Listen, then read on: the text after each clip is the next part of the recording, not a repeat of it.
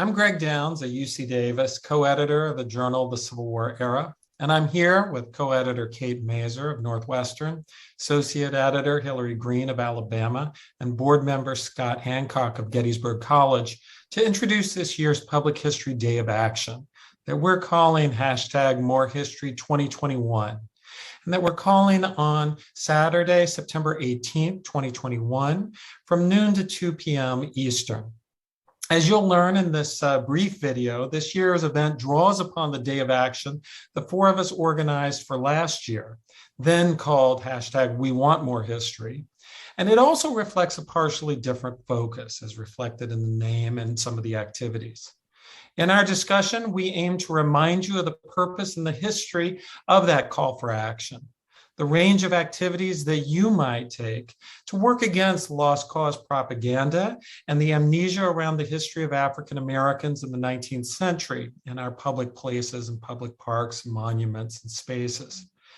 And we'll also remind you of the steps that you can take to get assistance connecting with other interested historians in your area or your area's national park sites. Now I'm going to turn the next step of this recording over to Scott Hancock of Gettysburg College. Hello, everybody. So the purpose last year, as you may recall, of the #WeWantMoreHistory called Action Day was threefold. It was to tell the stories of African Americans in places where their stories have been ignored, silenced, or minimized, to tell the story that the protection and maintenance of slavery was the central organizing purpose of the Confederacy and therefore what caused the Civil War. And finally, to provide a better grounded history in order to undo the lasting damage that the ill-founded lost cause revisionism has generated for more than 150 years. So most of us who participate in Chicago, New Orleans, Elizabeth City, Nashville, St. Louis, Petersburg, other locations across the Eastern Coast and West used homemade signs to communicate stories about those places, some of which were NPS sites and some of which were not, like Leanna Keith's public teaching on the sidewalks in New York City. We learned that this can be an effective way to get people's attention and concisely communicate histories that have been largely unknown, like, for instance, the people who stood along Chambersburg Pike in Gettysburg next to Robert E. Lee's headquarters with signs that spelled out Lee's determination to keep hold of his wife's 189 enslaved workers. For some of us at National Park Service sites, through conversations with participants, visitors, and NPS staff, we also learned that some visitors view any kind of sign as a protest and they steer clear of that. So we know that protest is often good and necessary way to move the needle, and there are many places where that is exactly what is needed. So if you participate and you plan on making signs again, and many of the signs last year were amazing, please do so. And remember, if you do bring a sign onto a National Park Service site, it can't have a pole longer than 3 feet, otherwise they may view it as a potential weapon. We encourage signs not to be explicitly about today's political debates and to be firmly rooted in history. In fact, I'd recommend that you note your sources on the bottom of your sign in case anyone asks where you're getting your information from. For the Day of Action this year at Gettysburg National Military Park and hopefully other NPS sites, we are planning what we think can be a more interactive experience with visitors, and we're doing this in conjunction with NPS personnel. And they've made really clear that they're excited to do this. They said the opportunity to work with professional academic historians in this kind of public setting is absolutely a win-win in their eyes. And so NPS, along with the Journal of the Civil War Era, is publicizing September 18 as #MoreHistory. So this is what it'll look like at Gettysburg. A professional historian and a park ranger will be stationed together at 3 different locations at the park to talk with visitors, hand out information about these 3 purposes of more history: the role of African Americans, centrality of slavery, and the legacy of the lost cause. So one of the things that that's going to be happening in Gettysburg is Hillary Green is going to be at the newly restored James Warfield House. James Warfield was an African American blacksmith in Gettysburg along West Confederate Avenue, which is one of the most highly trafficked roads in the park. And the house is going to be open because we know that that will attract even more visitors. So we want to welcome, encourage, invite, cajole historians to participate. We had started planning this last December, but it's been a tough year for everybody. So things got delayed a little bit. So this year is going to serve as sort of a template. And if there is sufficient interest, both from historians, from the NPS and general public, we'll build on that and start planning with National Park Service immediately afterward. with an object of bringing the hashtag More History and this kind of day to other locations in 2022 at other NPS sites and more NPS sites for next year. Thanks, and we hope you join in. I would like to add one important thing about this event, and something that we continued on last time.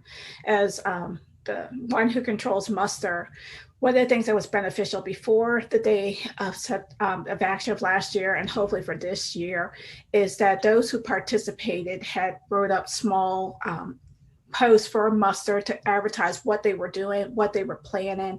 Because one of the things that came out of it is that some people did not understand how they might be able to work and promote history in public places. So Leanna Keith, myself, Melissa Stuckey, and others made posts, and Adrian Petty wrote posts about what we did before and after the event.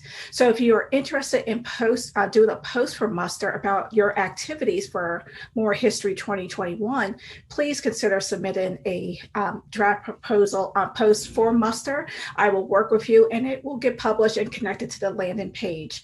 We want to create an archive of what we did, but also document for future classes who want to learn how this day of action worked and played out.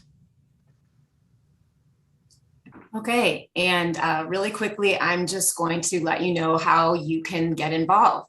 So we are welcoming anyone who's interested, particularly historians and history educators, to get in touch with us and get on our mailing list so we can stay in contact with you as we go ahead and plan these events for September 18th. We've created a landing page or an information page associated with the journal, and we'll be posting there some of the articles that Hillary mentioned, so people can get a sense of what we did last year, and that can help generate ideas for what you might do this year. To stay in touch with us and to get a better sense of what we're doing, we encourage you to go to our landing page, information page, which you will find at our website, www.journalofthecivilwar.org/morehistory2021.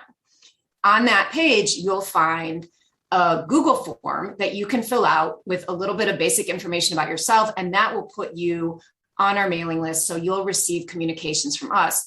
We can also help match people with other historians who might be already planning an event in your area. And we can also try to help match you if you are in an area close to a national park site, whether it's a Civil War battlefield or another type of National Park Service site. We can see if we can connect you with staff there. But we want to underscore that you're more than welcome to choose any type of historic site for these activities. National Park Service sites can be a part of it, or any other type of historic sites. So again, our landing page is www.journalofthecivilwar.org/morehistory2021. We'll continue to update that page, and you can also look at the Journal of the Civil War Era's Twitter feed, which is where we circulate muster, and that Twitter handle is @JCWE1. So, and Hillary runs that Twitter feed, so you will find information coming out of there as well about this event. And finally, you're always welcome to reach out to any one of us directly. Each of us, Greg Downs, Scott Hancock, Hillary Green, and myself, has an email address publicly available at our our history department website. So rather than read them out here, I'll just say Greg Downs at UC Davis, Hillary Green at Alabama, Scott Hancock at Gettysburg, myself at Northwestern. We're always happy to hear from you directly via email, and we will get back to you and try to advise and help and brainstorm ideas for this event. So we really hope to see you there, and we're looking forward to a fun and effective day of history education.